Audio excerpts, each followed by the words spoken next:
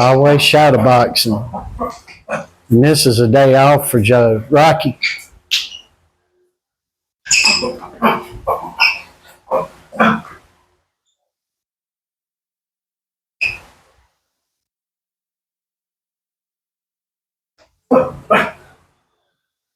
Of course, I don't have all this in the frame. We got a bunch of junk in here because we haven't even unpacked in here, folks. We haven't felt welcome enough to unpack here in this hellhole that they call Columbia.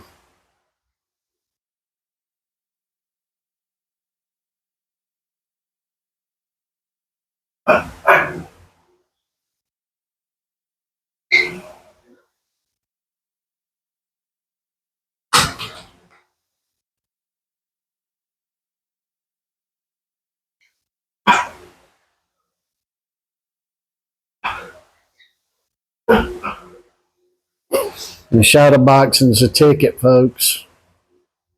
It's the ticket.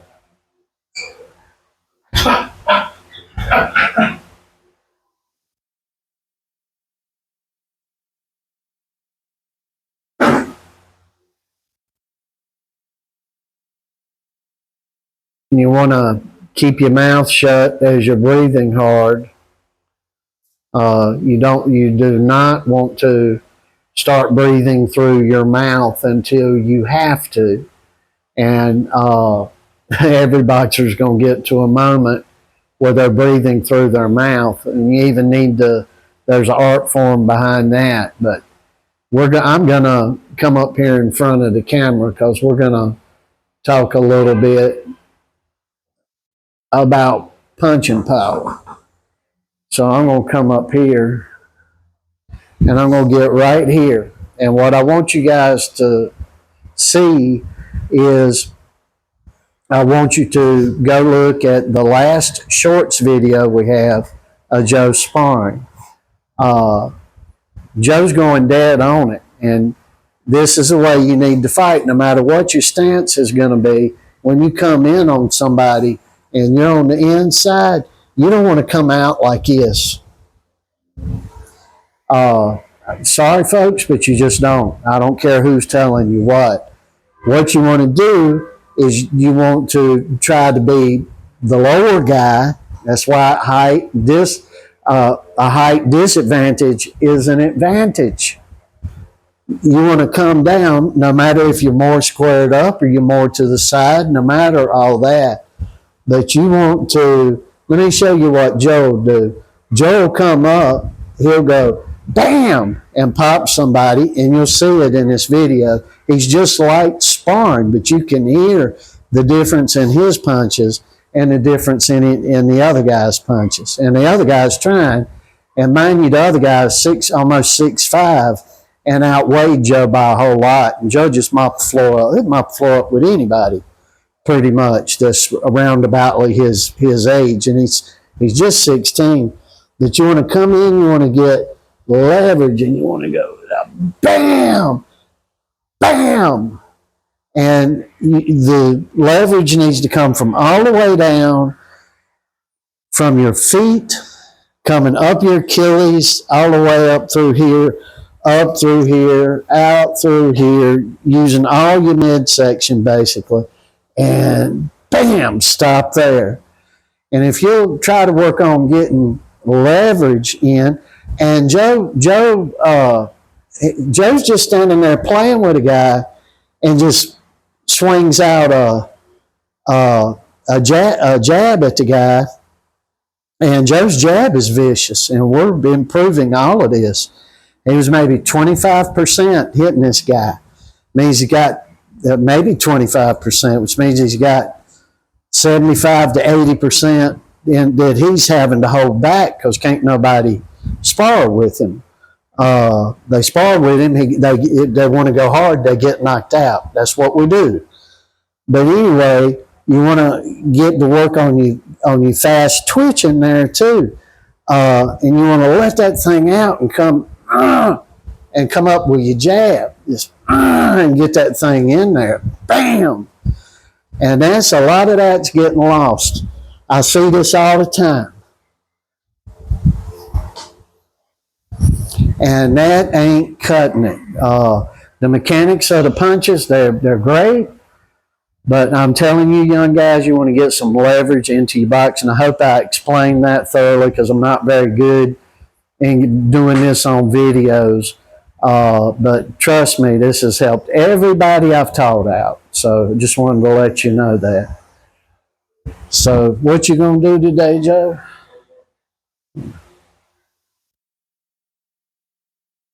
So keep in mind, this is a off week, really. Yesterday was an off day. How many push-ups did you get in your off day? Was it 250? So that's what you got to do. You got to show and sling down some commitment. And your off day, Rocky, stay back. Your off day needs to be stronger than the next fella's on day. So we're always working on, coming from the bottom up. We use a lot of leverage. And Joe does a lot of peekaboo style type things, but what we do is not strictly per se just as Mike Tyson does it.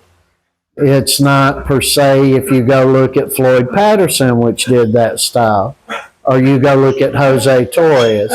They all fought drastically different from eyesight into looking into a fight, but they were all doing the same style in different varieties. So if somebody comes up and tells you we're going to teach you the peekaboo style and it's got to look just like Mike Tyson, I would tell that fella, you need to really think about that now. Not that anything Mike was taught was bad. It was all great and excellent. But the thing is here is that you've got to find a ways and the Ways and Means Committee. That's the committee in Congress that decides, where are they going to put the focus of the investment into? Where's the money going to go? Where's the meat and potatoes going to go? And you need to have a Ways and Means Committee in your gym and with your sparring partners or your stable partners or whatever, and your trainers, that people that can help you pick out what's going to be the best way for you. Because another thing that's just killing fighting today is folks that are adhering to one specific way of doing things. I'll give you an example. You go look at look at Sonny Liston. You go look at George Foreman. You go look at Mike Tyson. And then you look at Muhammad Ali. You look at Ernie Shavers, Kenny Norton. Everybody was gifted differently, and they fought according to what they had and they possessed, and trainers helped them tweak things, but they didn't. And you see it today. You see, I'll give you a classic example. Tyson Fury switches from the trainer he switches over to Sugar Hill. Is he really fighting a lot differently? I'll tell you something, no, he's not. And these boxing news channels and variety deals, they tell you a different story, and they're not right. Sugar Hill told him it was okay to put 25 to 40 more pounds on, and he just instructed him to go in there and hit harder. But the mechanics of his punching Same damn thing. Pre-Sugar Hill, post-Sugar Hill. There's a lot of people you can look at. You go look at Deontay Wilder, and then they got, he fires Mark Breland, best trainer he ever had, as a matter of factly. But then he brings in that other guy, a yes guy, and they're like, well, we're doing all this different stuff. I didn't see nothing different. As a matter of fact, well, I kind of did. I seen a fighter trying to do something and in a different way and becoming a worse fighter. And I believe those 3 fights should pan me out on that if you watch the 3 Fury Wilder fights. So this boxing is very opinionated. It's in the eye of the beholder, and that's why I always say everything I'm telling you, or maybe nothing I'm telling you, will work for you, and that's okay. Maybe some other things will work for you. And I'll give you an example. I was training guys, and I was bringing some guys in that were a lot bigger than Joe. I said, well, we can't find sparring partners, nobody that can hang with him. I'll try to make them. So in that, I was teaching these guys who were a lot taller how to fight from the outside, see? And there's different mechanics to that. And a lot of this stuff's being lost by the wayside. I'm going to tell you, though, in my experiences of being here in Columbia, the best guy that ever worked with Joe that I trained was a little guy named Diego. Soaking wet, he actually masked up to being 125 pounds. And he was 109 or 111 when he came to me. And he was being messed with, and he said, will you teach me how to fight? And I said, yeah. And that little guy at 125 pounds would go toe to freaking toe with Joe. And of course, Joe's going 25%. Well, he's going lighter on Diego because he was outweighed Diego by so much. But Joe will tell you today, he'll say, who's the best fighter you ever fought? And he'll say, Diego, little Diego. Because could that guy beat Joe up? No, but he was the best fighter he ever fought overall. The guy had a total package. He had the heart, he had the drive, and the physical ability to do to 120% of his maximum. So Joe's starting with some lightweight and going to work heavy here. And like I said, this is a day off, folks. We just show you a little bit here and there. Joe yesterday did some bag work. I think I put a video short up of him doing some Cobra bag work this morning or last night. And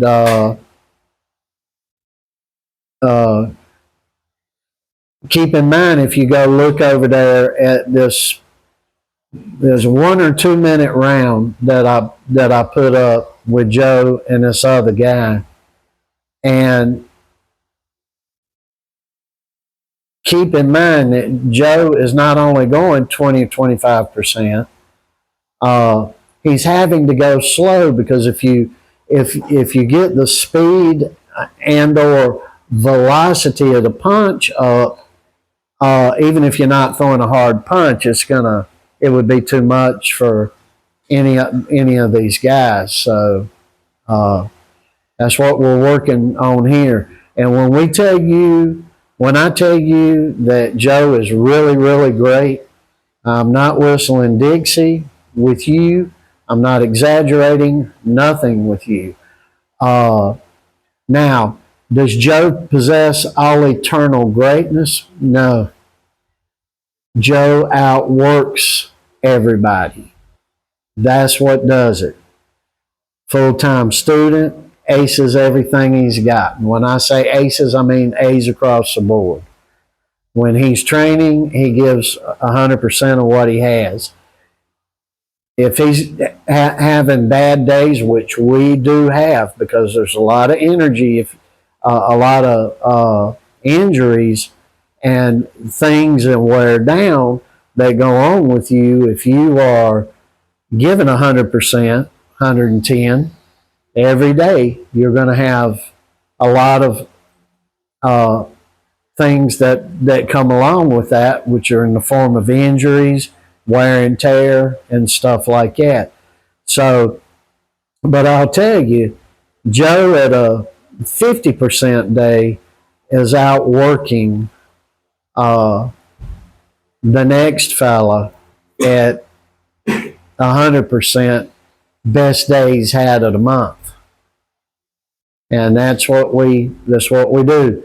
Now, can Joe do every single thing better than any other guy? No, he can't, because there's a lot of things that we don't do that other guys do. But there's things we do that other guys don't do, that they will struggle with what Joe does. And I'm telling you guys, Joe's not messing around here. He wants to win gold in these next Olympics. He'll be 18 when the next Olympics start, going on 19, and he wants to get a gold medal at the LA Olympics. He wants to go home and get that medal, and he will get it. He will blow right through these nationals at the weight that he settled with there. It won't be super heavyweight if they still have that division in Olympics. He would be at the weight class that Mike would be. He'd be pushing 200 pounds and be heavyweight. But we're not even the mode of thinking. Everything we train for an Olympic gold medal prior to professional, if he decides he wants to continue in the professional ranks, is to never get a decision, never rely on a damn judge. Because if you're in AIBA and you think you're going, or in Boxing USA in the US or in England or wherever you are, if you think you're going to get fair shakes in this judging, you got another thing coming. They'll give the stuff to a woke loon, or there'll be some woke effeminate sitting in there that likes to look at a guy, and so they'll just judge for the guy. There's a lot of corruption in amateur boxing judging.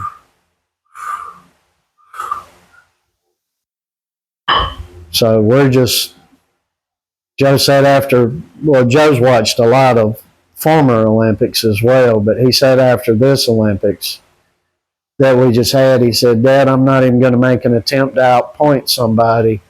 For the entirety of the 3 rounds, it's going to be the punch or series of punches that's going to floor the guy, and not knockdowns, we're talking knockouts, stoppages. So we do things a lot different than many other gyms, but there's a lot of gyms out there that do what we do. You know, of course, we're not in a gym right now, we're in the house, but a lot of folks are doing what we do. A lot of people copy us. I'm shocked at, I'll have a trainer say, you should contact us.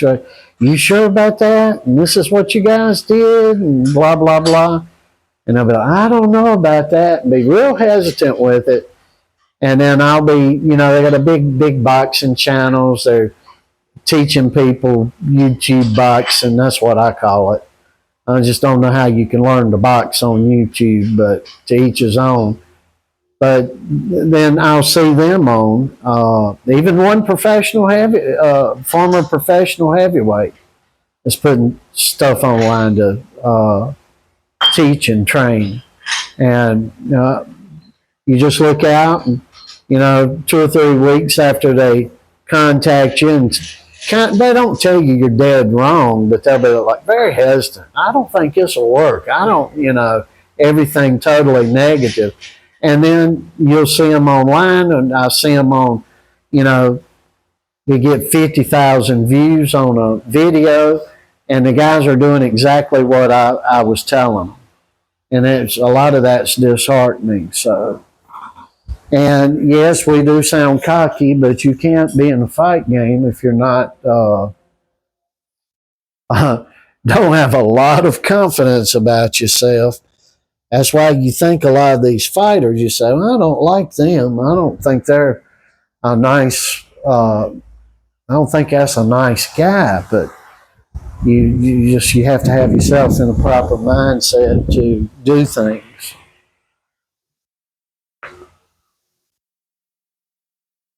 So,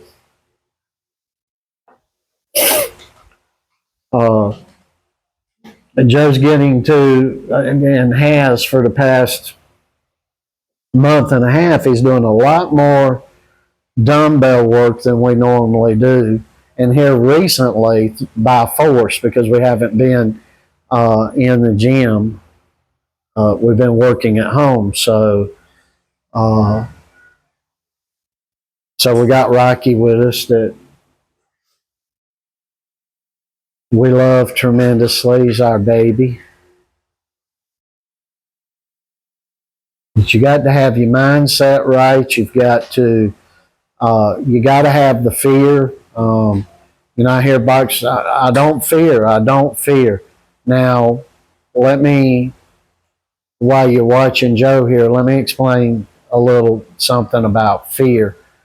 That some of the things I'm going to tell you, it's you've heard a million times probably, and and a portion of this you probably ain't never heard, and that is some boxers right before a fight, right before they get to some boxers, their warm up is shadow boxing and running to the ring. So in other words, they're not doing a 10-minute, 15-minute, or whatever time they would allot to whatever you think would be normal for yourself. They'll be in the back asleep. So that's when you kind of know that you've arrived. How you know that that's coming up on you, that's grand confidence there. Like you go into the gym, you're on the way there, you know it's going to be sparring night, you know you're going to have some hell to go through, you know you're going to be getting punched in the mouth and everywhere else. But you're calm. You're almost like you could just lay down and take a nap like a little baby could in the afternoon after lunch. That does not mean not possessing fear. It does not mean that. Now, a lot of boxers, a lot of fighters, they get confused. They're like, well, I'm real calm before I go in there, and, I could just sit and take a nap. There are a lot of guys like, there ain't a lot like that. There's very few guys like that, but the ones that are really, really great. And the ones that aren't so sure or maybe not so great are nervous Nancy's before a fight. And that's okay too. Now, as the calm guy, he's calm so he doesn't possess no fear. He doesn't have fear. No, sir. Even if he believes that he doesn't have fear, if you're getting in that ring, you got some fear. Fear is what creates your defense. It's what gets you to move out of the way. It's just like Cus D'Amato compared it to you know better than going up and putting your hand on a red hot stove. As a matter of fact, he said, one would believe that the person that would do that would need to be in a mental institution, and they should. And so when you hear guys that say that they have no fear, they've got it whether they realize it or not. And you show me a fighter, and there have been several that I know of that does not possess any fear, and he's going to go in and he's going to get clocked. All right. So we've went on. Joe's going to keep working here. You're going to do 3 more sets or 2 more, right? You're going to get all the weight on it. But he's telling me the battery's running low on the phone. We're about at 26 minutes, I believe, here, if I see it correctly. So we're going to get off of here. I hope something I said will register with you.